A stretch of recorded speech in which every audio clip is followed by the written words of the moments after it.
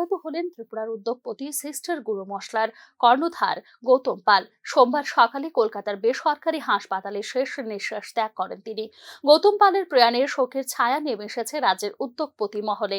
তার প্রয়াণে গভীর শোক প্রকাশ করেছেন মুখ্যমন্ত্রী অধ্যাপক ডক্টর মানিক সাহা।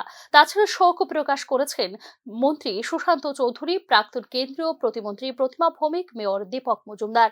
দীর্ঘদিন ধরে কিডনি রোগে আক্রান্ত ছিলেন গৌতম পাল। কলকাতার একটি বেসরকারি হাসপাতালে চিকিৎসাধীনে ছিলেন।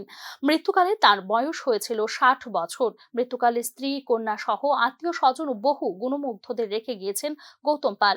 রাজ্যের বিশিষ্ট উদ্যোগপতি তথা সিস্টার গুরু মশলার কর্ণধার গৌতম পাল মহোদয় আকস্মিক প্রয়াণে আমি গভীরভাবে শোকাহত।